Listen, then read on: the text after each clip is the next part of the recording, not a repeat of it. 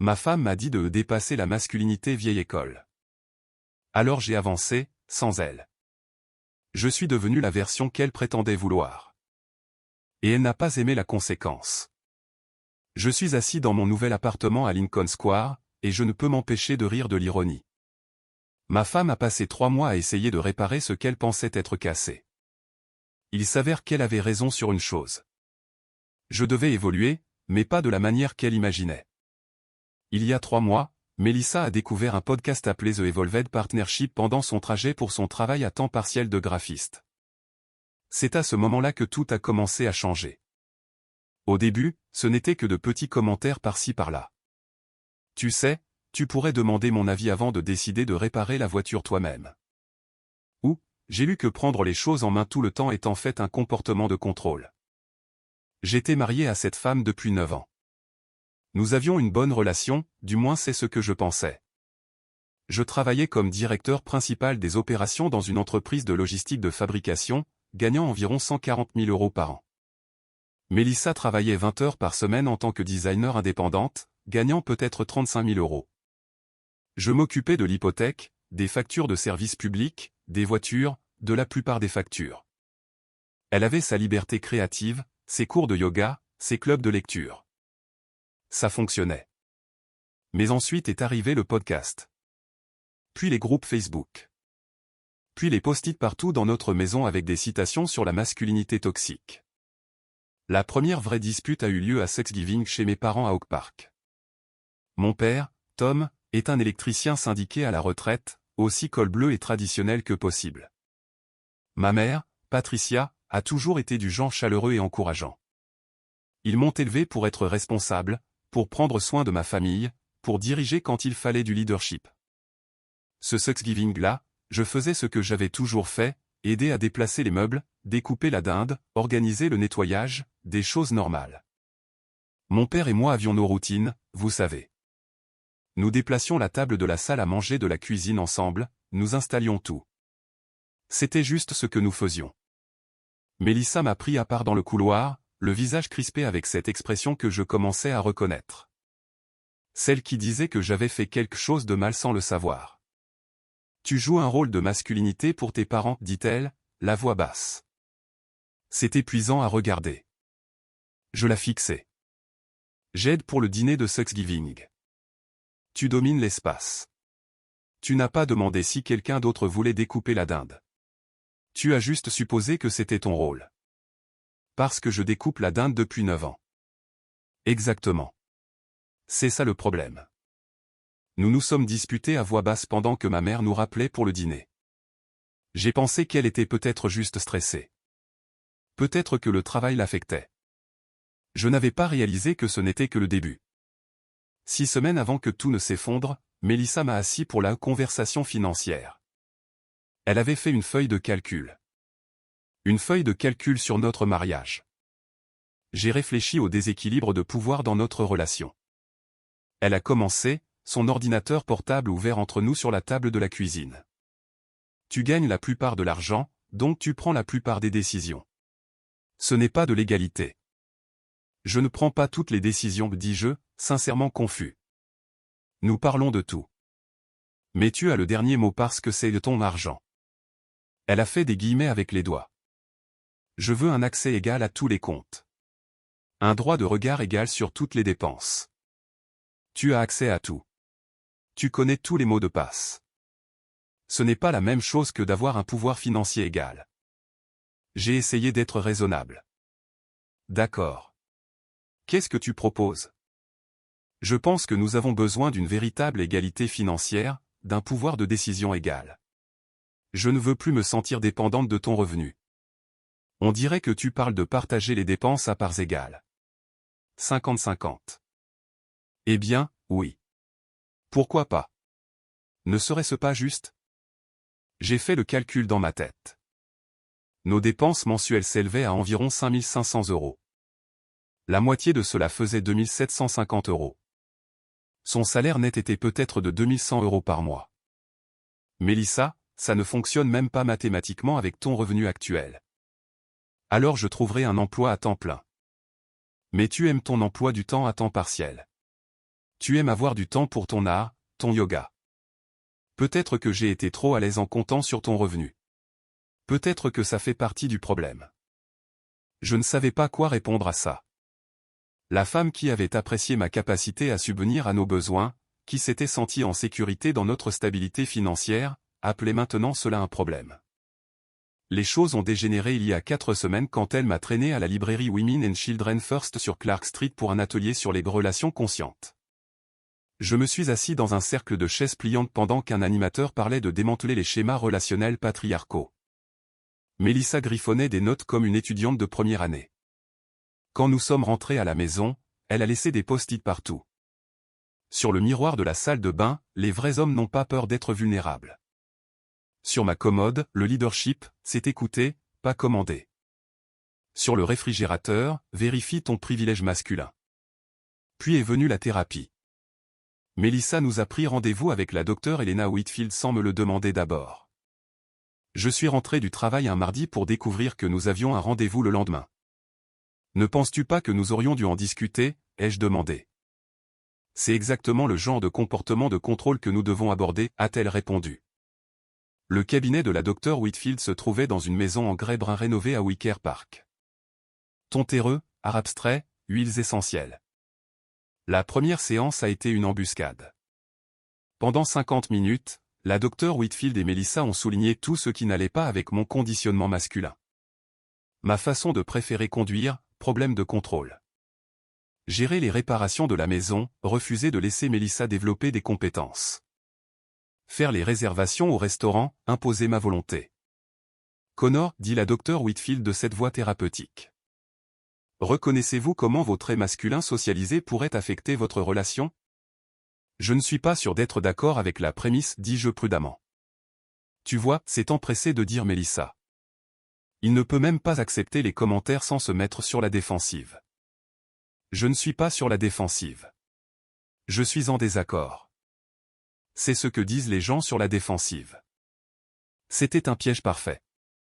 Si vous êtes en désaccord, vous prouvez leur point de vue. Si vous restez silencieux, ils l'interprètent comme de la bouderie. Mais le véritable point de rupture, le moment où j'ai su que quelque chose devait changer, est arrivé chez Home Depot il y a 3 semaines. Nous avions une fuite de tuyaux sous l'évier de la cuisine. Une réparation simple. Il fallait juste une nouvelle vanne de compression et du ruban de plombier. J'ai dit à Mélissa que je passais chez Home Depot sur North Avenue pour prendre les pièces. Je viens avec toi, a-t-elle dit. Nous devrions collaborer là-dessus. Il s'agit juste de prendre une vanne. Et cette attitude, là, c'est ça le problème. Tu supposes savoir ce qu'il faut sans m'inclure. Alors elle est venue. Nous avons parcouru les allées de Home Depot. Moi essayant de trouver la section plomberie. Mélissa insistant pour que je lui explique chaque décision. Pourquoi cette vanne n'est pas celle-là? Parce que celle-là est pour une taille de tuyau différente. Mais comment le sais-tu? Parce que j'ai déjà réparé cet évier. Peut-être que le problème est que tu ne me laisses jamais apprendre. J'ai pris les pièces. Dans la file d'attente à la caisse, Mélissa faisait défiler son téléphone, lisant probablement un autre article sur la dominance masculine dans les réparations ménagères. J'étais juste fatigué. Fatigué de défendre une compétence de base. Fatigué de devoir justifier mes propres connaissances. Fatigué d'être traité comme si tout ce que je faisais était d'une manière ou d'une autre oppressif. Dans le parking, en chargeant les pièces dans mon camion, elle a recommencé. Tu sais quel est ton problème? Elle n'a même pas levé les yeux de son téléphone. Tu ne supportes pas de partager la responsabilité parce que ça menace ton identité masculine. Quelque chose en moi s'est juste brisé. Pas de manière colérique, mais d'une manière limpide, parfaitement calme. J'ai regardé cette femme, ma femme depuis 9 ans, et j'ai réalisé qu'elle ne voulait pas d'un partenaire. Elle voulait un projet. Elle voulait prendre tout ce qui fait de moi ce que je suis et le reconstruire selon la vision de la masculinité évoluée d'un animateur de podcast. Et à ce moment-là, debout dans ce parking de Home Depot avec une vanne de compression à la main, j'ai décidé de lui donner exactement ce qu'elle demandait. Le trajet de retour s'est fait en silence. Mélissa sentait que quelque chose avait changé, mais elle ne savait pas quoi. J'ai passé cette soirée à réparer l'évier pendant qu'elle préparait le dîner, et je n'ai pas dit plus de 3 mots. Mon esprit élaborait le plan. Si elle voulait l'évolution, elle allait avoir l'évolution. La version la plus complète, la plus totale, la plus évoluée de la masculinité qu'elle puisse imaginer. Et quand j'aurais fini, elle comprendrait exactement ce qu'elle avait essayé de détruire. Samedi matin, j'ai préparé son petit déjeuner préféré, des pancakes aux myrtilles avec du vrai sirop d'érable. J'ai mis la table avec soin, j'ai même mis un petit vase avec des fleurs que j'avais prises au magasin du coin. Quand elle est descendue, encore en pyjama, elle a semblé surprise. « Qu'est-ce que c'est que tout ça ?» J'ai réfléchi, dis-je en tirant sa chaise. « À tout ce que tu as dit, sur mon conditionnement masculin et comment je dois évoluer. » Elle s'est assise lentement, méfiante mais pleine d'espoir. « D'accord. Tu as raison sur tout. Je dois dépasser cette programmation masculine dépassée. » Ses yeux se sont agrandis. « Vraiment ? Je veux embrasser la disponibilité émotionnelle. Je veux rejeter les comportements de dominance. Je veux apprendre à suivre au lieu de diriger. » Je me suis assis en face d'elle, en m'assurant de la regarder dans les yeux. « Je suis prêt à devenir l'homme dont tu as besoin que je sois. » Le sourire qui s'est étalé sur son visage était comme voir quelqu'un gagner à la loterie. « Oh mon Dieu, Connor, c'est... Je n'arrive pas à y croire. » Oui. Oui, c'est incroyable. Je pense que j'ai besoin de ton aide, cependant, pour créer une feuille de route. Sur quoi devrais-je travailler exactement ? Elle vibrait pratiquement d'excitation. En moins d'une heure, elle avait sorti des documents sur son ordinateur portable, des notes de ses podcasts, des extraits de ses livres.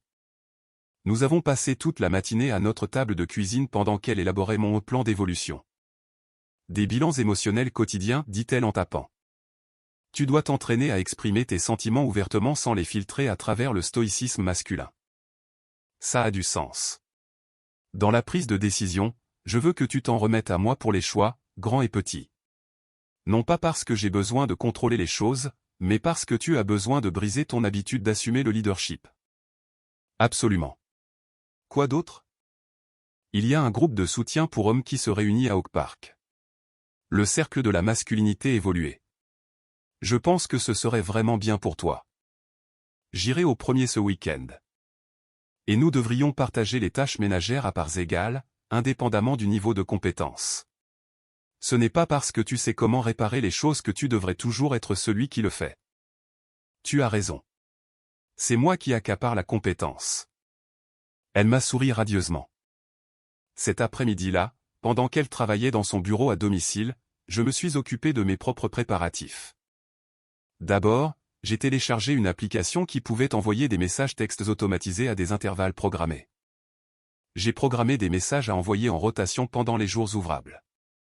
Ensuite, je me suis inscrit au groupe d'hommes qu'elle avait mentionné et j'ai fait des recherches sur l'animateur. Enfin, j'ai préparé une feuille de calcul financière détaillée montrant à quoi ressemblerait une véritable répartition à 50-50. Je l'ai gardée pour le bon moment. Au moment où Mélissa est sortie de son bureau ce soir-là, j'étais prêt. Lundi matin, 8h47, le premier message automatisé est parti alors que Mélissa était dans sa première réunion virtuelle de la journée.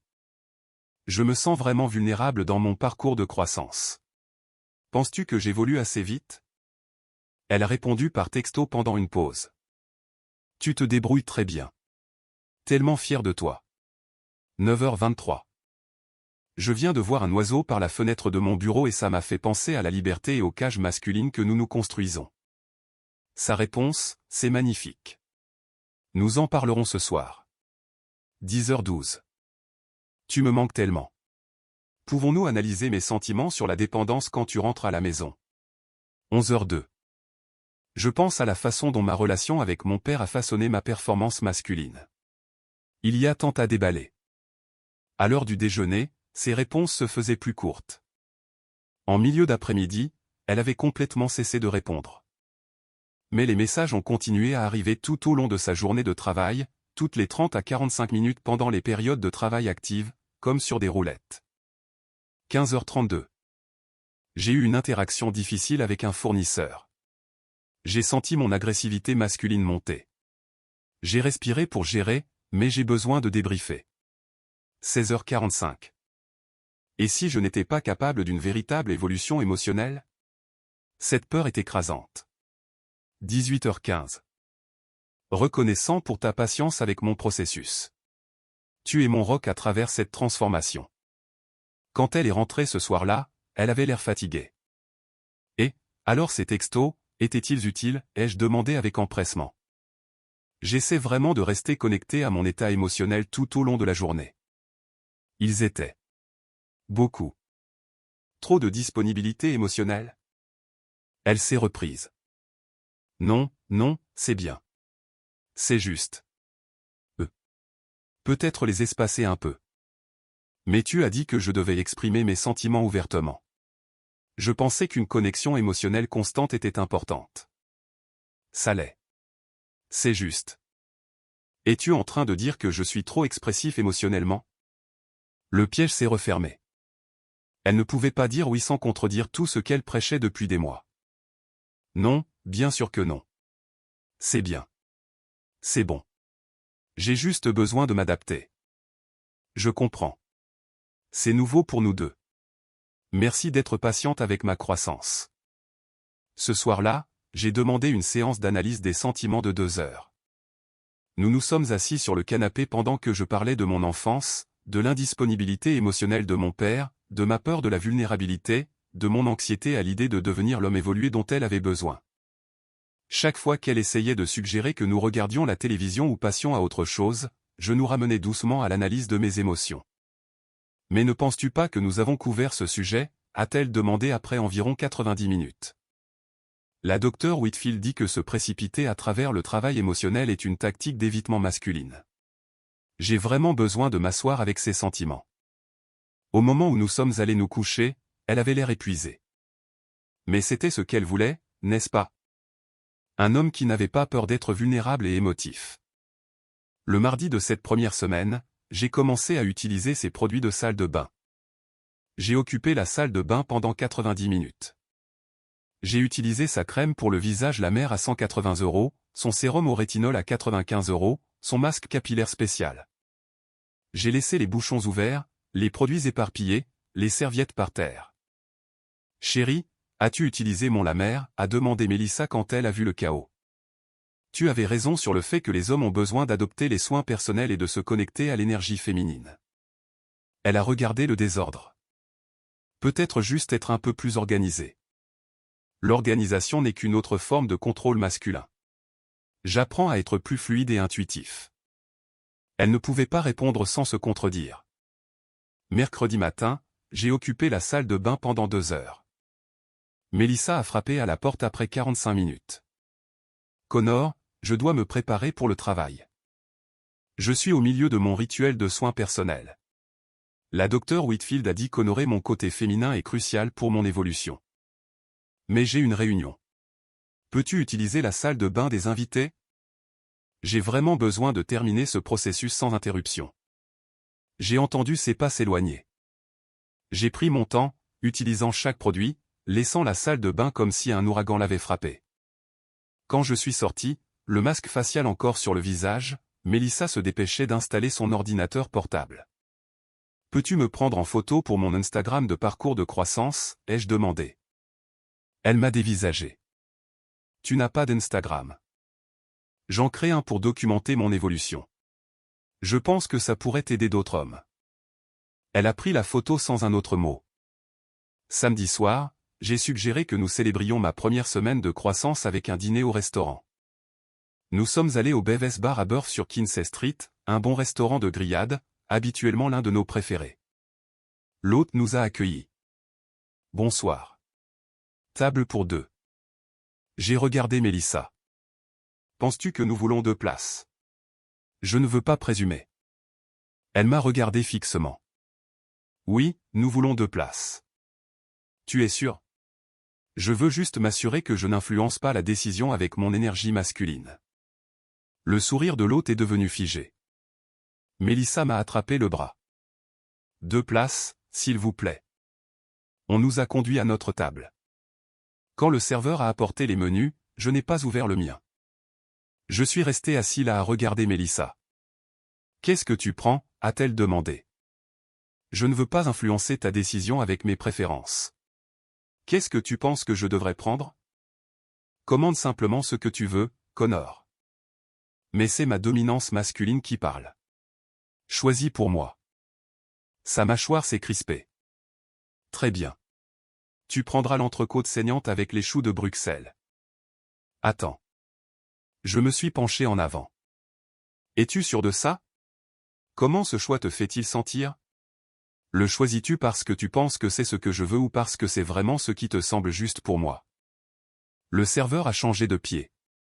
Je peux revenir. Non, non.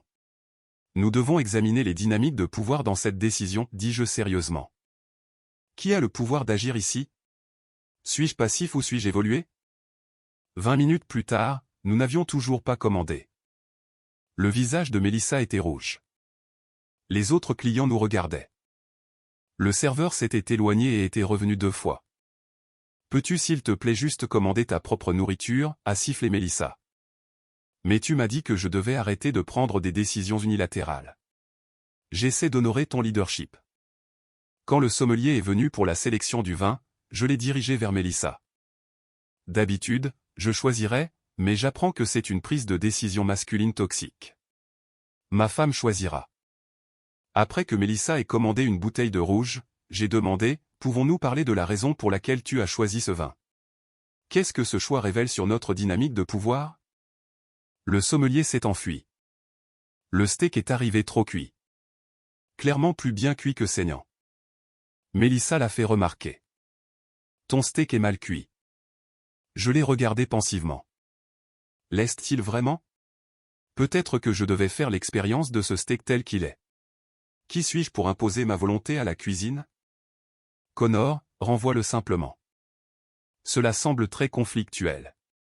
J'essaie d'être moins agressif dans mes interactions. J'ai mangé tout le steak trop cuit en discutant de mes sentiments à ce sujet. Mélissa a mangé rapidement, goûtant à peine sa nourriture. Quand l'addition est arrivée, je n'ai pas tendu la main. Elle a payé. J'ai remercié l'univers pour sa générosité. Dans le camion sur le chemin du retour, elle était silencieuse, fumant de rage. Je pense que ça s'est très bien passé, dis-je. As-tu remarqué comment j'ai résisté à mes impulsions masculines de simplement prendre les choses en main? Elle n'a pas répondu. Le lundi suivant, début de la 2e semaine, j'ai présenté à Mélissa ma feuille de calcul sur l'égalité financière pendant le café. J'ai réfléchi à ce que tu as dit sur le fait que la mentalité de pourvoyeur est toxique. J'ai commencé, sur la façon dont mon revenu crée un déséquilibre de pouvoir. Elle a levé les yeux de son téléphone. D'accord. Alors, j'ai fait une feuille de calcul. Nos dépenses mensuelles s'élèvent à environ 5 540 €. Actuellement, je paie environ 4 780 € de cela, soit environ 86%. Tu contribues à environ 760 €, soit 14%. Connor. Je propose une véritable égalité. Nous payons chacun exactement la moitié. 2 770 € par mois. La couleur a quitté son visage. Mais je ne gagne qu'environ 2 100 € par mois après impôt. C'est exact. Donc, tu aurais besoin d'augmenter tes revenus. Peut-être prendre plus de travail de conception ou passer à un poste à temps plein. Mais je travaille à temps partiel pour pouvoir poursuivre mes projets créatifs. Tu le sais. Je le sais. Et j'ai subventionné cette liberté, ce qui crée exactement le déséquilibre de pouvoir qui te préoccupait. De cette façon, nous sommes de véritables partenaires égaux. C'est insensé. Laisse-le. Tu as passé des mois à me dire que mon rôle de pourvoyeur principal est toxique. C'est moi qui évolue au-delà de ça. Elle s'est levée, faisant les 100 pas dans la cuisine. Tu ne peux pas simplement changer tout notre arrangement financier d'un coup. Pourquoi pas? Tu voulais l'égalité. C'est à ça que ressemble l'égalité. J'ai laissé la feuille de calcul sur la table. Le mardi, elle postulait frénétiquement à des postes à temps plein. Le mercredi, elle avait annulé son abonnement au cours de yoga. Le jeudi, je l'ai entendue au téléphone avec Victoria, sa meilleure amie, se plaindre d'abus financiers. Comment l'égalité peut-elle être un abus, ai-je demandé quand elle a raccroché. Cela semble contradictoire. Elle n'a pas répondu. Cette même semaine, le vendredi soir, c'était le dîner mensuel avec mes parents à Oak Park. Mon père avait fait son fameux rôti de bœuf. Ma mère avait magnifiquement mis la table. Il faisait froid, fin février à Chicago, de la neige encore au sol, et leur maison était chaleureuse et accueillante comme toujours. Connor, ma mère m'a serré dans ses bras, et Melissa, ma chère, entrait. Mon père m'a serré la main, cette poignée ferme qu'il avait toujours eue. Comment va le travail, fiston? Le travail a été difficile, dis-je, ma voix plus douce que d'habitude. J'ai essayé d'être moins dominant en réunion. De laisser les voix des autres être plus entendues. Mon père a froncé les sourcils. Ton poste est directeur des opérations. Tu es censé gérer. Ce titre n'est qu'une structure patriarcale, n'est-ce pas? Le vrai leadership, c'est de suivre. Mes parents ont échangé un regard. Ma mère a rapidement changé de sujet. Mangeons avant que la nourriture ne refroidisse. Au dîner, ma mère a mentionné que le chien des Johnson était mort. Vieillesse, mort paisible, mais quand même triste.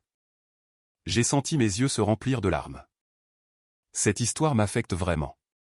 Pouvons-nous juste prendre un moment pour nous asseoir avec ces sentiments? Silence autour de la table. Connor, est-ce que tu te sens bien? A demandé ma mère doucement. Je me sens très émotif. J'apprends à ne pas réprimer cela. Quand ma mère a commencé à débarrasser les assiettes, je suis resté assis. Mon père m'a dévisagé. Tu ne vas pas aider ta mère? J'apprends que se lever d'un bond pour aider est souvent une performativité masculine. Parfois, la chose la plus évoluée est de laisser les autres servir si c'est leur choix. Lève-toi et aide ta mère. Papa, c'est ton conditionnement masculin qui parle. Connor James Bridge, lève-toi et aide à débarrasser cette table tout de suite. Je suis resté assis. Je dois honorer mon processus de croissance. Melissa s'est levée d'un bond et a commencé à aider ma mère. Dans la cuisine, j'entendais la voix de ma mère, basse et inquiète. Qu'est-ce qui ne va pas avec lui? Alors que nous partions, mon père devait déneiger sa voiture.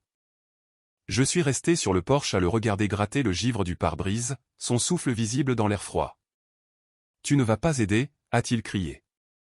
J'essaie de ne plus supposer que c'est mon rôle. L'égalité des sexes signifie que tout le monde est également responsable. Mon père a arrêté de gratter, m'a regardé fixement, puis est retourné déneiger sa voiture sans un autre mot. Dans le camion, Melissa est restée silencieuse jusqu'à ce que nous soyons à mi-chemin de la maison. Puis elle a explosé. Tu m'as embarrassé devant tes parents.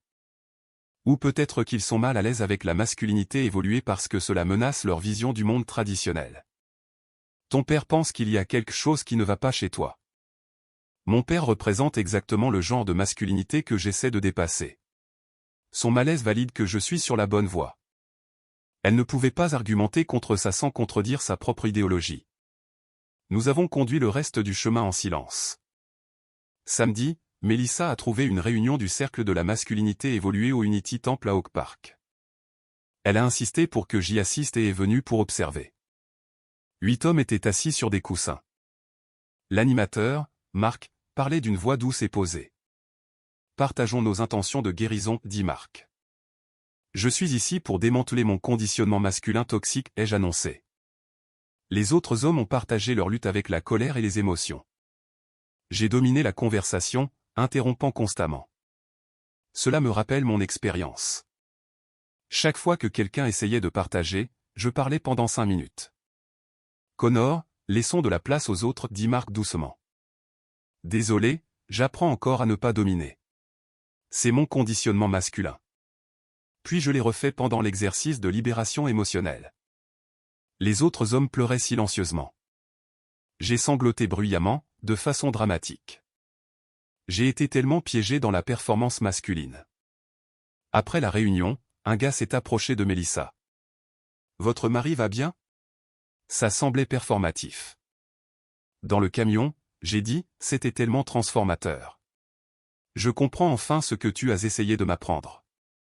Elle regardait par la fenêtre, silencieuse. La 3e semaine, les choses se détérioraient rapidement. Mardi soir, j'étais à l'étage quand j'ai entendu Melissa crier depuis le sous-sol. Connor, il y a de l'eau partout ici en bas. Je suis descendu pour trouver de l'eau se répandant sur le sol du sous-sol, venant de la chaufferie. Un tuyau avait une fuite. Rien de grave, mais cela nécessitait une attention immédiate. Mélissa paniquait. Qu'est-ce qu'on fait? J'ai examiné la fuite calmement. Je ne suis pas sûr. Qu'est-ce que tu penses qu'on devrait faire? C'est toi qui connais ces choses. C'est une supposition genrée. Nous sommes également capables de gérer les problèmes domestiques. Connor, l'eau se répand. Peut-être devrions-nous appeler un plombier. Ne peux-tu pas simplement le réparer comme tu le fais d'habitude? Je pourrais, mais ce serait retomber dans mon rôle de réparateur masculin. Je pense que nous devrions collaborer sur ce point. Je ne veux pas collaborer. Je veux que tu le répares. On dirait que tu t'attends à ce que j'effectue un travail masculin traditionnel. Je pensais que nous dépassions cela. L'eau se propageait maintenant vers la zone moquettée. Mélissa a appelé un plombier avec des tarifs d'urgence, 1350 € pour une visite. Je me suis assis dans les escaliers en la regardant étaler frénétiquement des serviettes. « As-tu besoin d'aide ?» ai-je demandé. Ou est-ce que mon aide serait perçue comme une imposition masculine? Aide-moi, c'est tout. Je ne veux pas supposer que c'est mon rôle. Le plombier est arrivé 20 minutes plus tard et a réparé le problème en 15 minutes. C'était une simple vanne qui avait besoin d'être resserrée. Vous auriez pu simplement fermer la vanne d'arrêt, m'a dit le plombier en remballant son matériel. J'apprends à laisser les professionnels s'occuper des choses au lieu de supposer que je devrais tout savoir. Le plombier est parti, l'air confus. Mélissa a nettoyé les dégâts des eaux seuls pendant que je regardais depuis les escaliers. Je suis fier de la façon dont tu as pris les choses en main dans cette crise, dis-je. Elle n'a pas répondu. Ne m'a même pas regardé. Samedi après-midi, nous sommes allés faire les courses au Jewel Osco sur Sheridan. J'ai insisté sur les achats collaboratifs, ce qui signifiait que je posais des questions sur chaque article. Avons-nous vraiment besoin de tomates biologiques? Qu'est-ce que ce choix dit de nos valeurs? Connor, s'il te plaît. J'essaie d'être plus attentif et présent dans le processus. Dans le parking, nous chargions les courses dans le camion quand un gars d'une vingtaine d'années s'est approché. Il avait cette énergie agressive de quelqu'un qui se croyait charmant mais qui était en réalité juste insistant. « Eh, ma belle, dit-il à Mélissa. Besoin d'aide avec ces sacs? Non, merci, dit fermement Mélissa. Il s'est approché. Ne sois pas comme ça. Laisse-moi prendre ton numéro. Je ne suis pas intéressé. Il s'est mis en travers de son chemin vers la portière du conducteur. Allez, parle-moi juste une minute. Mélissa m'a regardé désespérément. J'ai continué à charger les courses, délibérément, sans regarder le gars dans les yeux. Sérieusement, ma belle. Quel mal y a-t-il à être amical? Il lui a attrapé le bras. Connor. La voix de Mélissa était tranchante de peur. Je ne me sens pas à l'aise avec la confrontation, dis-je, ma voix délibérément faible. L'agression masculine a causé tant de mal. Mélissa a arraché son bras. Laissez-moi tranquille. Un couple de personnes âgées se dirigeait vers leur voiture à proximité. Le gars les a remarqués en train de regarder et a reculé, montant dans sa voiture et s'en allant. Dans notre camion, Mélissa tremblait. C'était quoi, ça, bordel? Il m'attrapait. Je pouvais sentir mes instincts protecteurs masculins monter, mais je sais que ce ne sont que des réponses primitives. Tu es parfaitement capable de te défendre. Il aurait pu me faire du mal. Une intervention physique aurait été une agression masculine toxique. J'ai appris que les femmes n'ont pas besoin que les hommes les sauvent. Ses mains tremblaient sur le volant. Ce n'est pas. Ce n'est pas ce que ça veut dire. N'est-ce pas? Tu as passé des mois à me dire que mes instincts protecteurs sont problématiques. Elle a conduit jusqu'à la maison en silence, mais je pouvais voir les rouages tourner dans sa tête. Le dimanche soir, c'était la soirée jeu de Greg Sullivan. Greg et moi étions amis depuis l'université. Nous avions joué au football ensemble à l'université de l'Illinois. Il organisait généralement une soirée poker chez lui à Lakeview. Juste des gars, de la bière, du sport à la télé. C'était notre tradition mensuelle. Mélissa a annoncé qu'elle venait avec moi. Je pensais que c'était une soirée entre mecs, a dit Greg quand il a ouvert la porte et nous a vus tous les deux. J'ai pensé que ce serait bien que Mélissa soit là, dis-je. Les espaces exclusivement masculins peuvent renforcer les schémas de liens toxiques. Greg avait l'air confus, mais nous a laissé entrer tous les deux. 5 autres gars étaient déjà là, et ils ont tous eu un temps d'arrêt en voyant Melissa. Nous nous sommes assis pour jouer au poker. À chaque main, je demandais la permission de Melissa avant d'agir. Est-ce que je peux relancer? Je ne veux pas paraître agressif. Les autres gars ont échangé des regards. J'ai couché une quinte flush. Mec, pourquoi tu as couché? A demandé Rick. La compétition n'est qu'une autre forme de dominance masculine. J'essaie de dépasser cela. C'est du poker. Le but est de rivaliser. Mais pourquoi? Que prouve la victoire, si ce n'est que je perpétue une pensée hiérarchique? Le match des Bears était en fond sonore. Les gars ont commencé à discuter des jeux, des décisions de l'entraîneur, les conversations habituelles sur le sport. Je trouve la culture sportive vraiment problématique maintenant, ai-je annoncé. Tout tourne autour de l'agression et de la dominance. Silence de mort. C'est du football, mec, dit Rick prudemment. Exact. Ce qui glorifie la violence et la bravade masculine. J'essaie de m'éloigner de ça. Greg a regardé Melissa. Est-ce qu'il est sérieux en ce moment? Il est très sérieux au sujet de son parcours de croissance, dit Melissa. Mais sa voix était tendue. Quand Greg m'a offert une bière, j'ai secoué la tête. J'ai réfléchi à la façon dont la consommation de bière est liée à la performance masculine. Aurais-tu un spritzer au vin blanc? J'ai de la bière et du whisky. De l'eau, ce sera bien alors. J'apprends à rejeter la culture de la boisson masculine. Tom, un autre ami, a finalement dit, qu'est-ce qui t'est arrivé, bordel? J'ai voulu. Melissa m'a aidé à voir à quel point la masculinité traditionnelle est toxique. Tout le monde a regardé Melissa. Elle s'est tortillée, mal à l'aise. Et puis, parce que le moment n'était pas assez gênant, j'ai commencé à pleurer.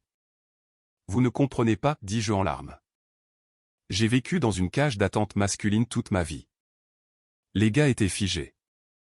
Les bouteilles de bière à mi-chemin de leur bouche. Les cartes oubliées. Pouvons-nous éteindre le match et juste parler de nos sentiments, ai-je demandé. Greg s'est levé.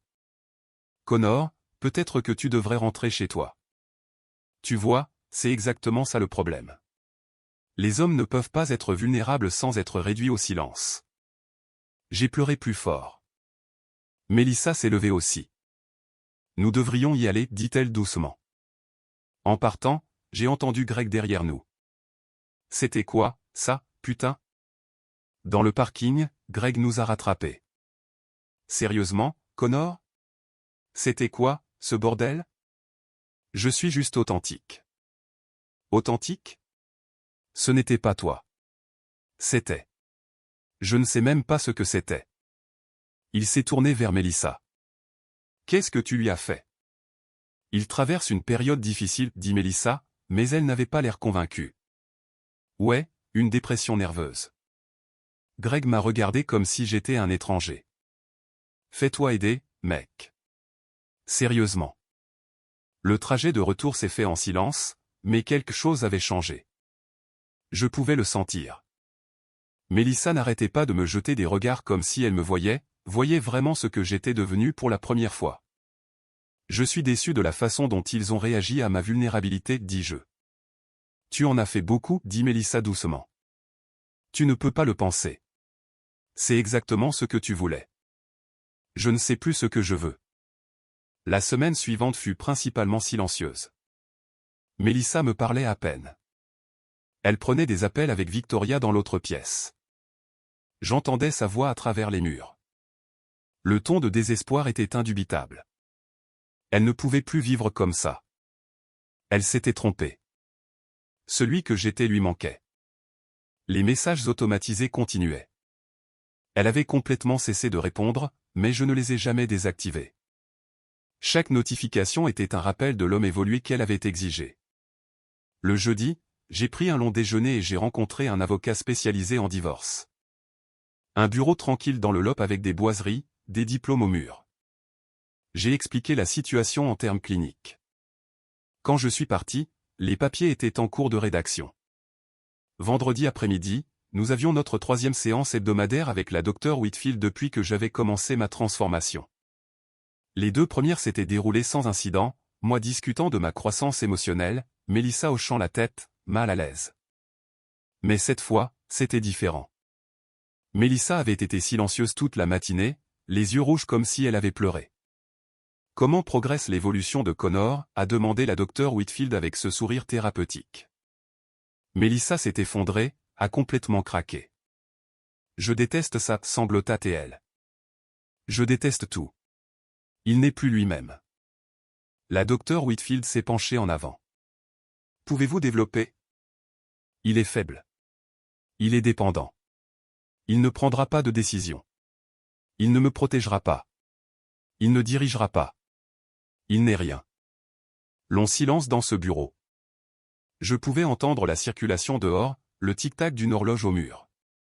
Ce sont exactement les traits que vous vouliez qu'il développe, dit la docteure Whitfield avec précaution. Je sais, mais je me suis trompé. Je veux retrouver mon mari. J'étais assis tranquillement sur ma chaise. Maintenant, je me suis levé.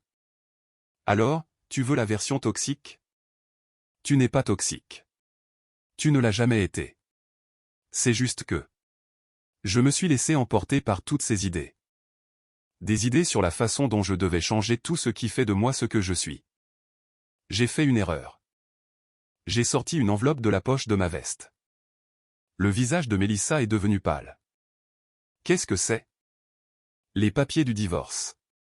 Je les ai déposés hier. Tu ne peux pas être sérieux. Je n'ai jamais été plus sérieux de ma vie. La docteure Whitfield s'est éclairci la gorge. Connor, peut-être devrions-nous prendre le temps de traiter cette décision. Le divorce est une étape importante. L'a-t-elle fait ? J'ai regardé Mélissa. Ou a-t-elle simplement réalisé que son idéologie ne fonctionne pas dans la vie réelle ? Ce n'est pas juste, a murmuré Mélissa. Laisse-moi te demander quelque chose. Quand as-tu recommencé à me respecter ? Sois précise. Je t'ai toujours respecté. Non. Quand as-tu commencé à vouloir retrouver l'ancien moi ? Elle ne pouvait pas répondre. Je vais te le dire, dis-je. Quand j'ai arrêté de réparer les choses. Quand je ne t'ai pas protégé dans le parking. Quand je t'ai embarrassé devant mes parents. Quand je ne pouvais plus diriger. Tu as recommencé à me respecter au moment où mes traits masculins t'ont manqué. Ce n'est pas. C'est exactement ça. Tu me voulais faible jusqu'à ce que tu aies besoin de moi fort. Tu me voulais émotif jusqu'à ce que ce soit inopportun. Tu voulais que je suive jusqu'à ce que tu aies besoin d'un leader. Tu voulais l'égalité jusqu'à ce que tu vois ce qu'elle coûte réellement. Mélissa pleurait. Je promets que je ne le referai plus. Jusqu'à ce que la prochaine vague d'idéologie arrive. Jusqu'à ce que tes amis te convainquent d'une nouvelle façon dont je dois évoluer. J'ai marché vers la porte. Mélissa m'a attrapé le bras. S'il te plaît, ne fais pas ça. Je ne fais rien. C'est toi qui as fait ça il y a 3 mois quand tu as décidé que me réparer était plus important que m'aimer. Je t'aime. Tu aimes l'idée de moi, la version qui t'est utile, mais tu n'aimes pas la personne réelle. J'ai quitté le bureau, la laissant assise là avec la docteure Whitfield et les ruines de son idéologie. J'ai emménagé dans l'appartement d'une chambre à Lincoln Square ce même week-end. C'était plus petit, plus calme, et à moi seul. Mélissa a appelé tous les jours la première semaine. Je n'ai pas répondu. Ses textos sont passés de la colère à la supplication, puis à la résignation. J'ai laissé l'avocat s'occuper de tout. Les semaines ont passé. J'ai repris mes routines. La salle de sport le matin, le travail sans le poids de rentrer chez quelqu'un qui me voyait comme brisé. Des soirées paisibles au lieu d'être tendues. Je redécouvrais qui j'avais été avant de devenir son projet. 1 mois après mon déménagement, j'étais à l'Intelligentsia Coffee sur Broadway. Mélissa est entrée, m'a vu, s'est assise sans demander. Nous devons parler. J'ai signé les papiers. J'attends juste les tiens. Je comprends ce que j'ai fait de mal maintenant. Je n'essaierai plus de te changer. Tu ne comprends toujours pas. Ce n'est pas une question de podcast.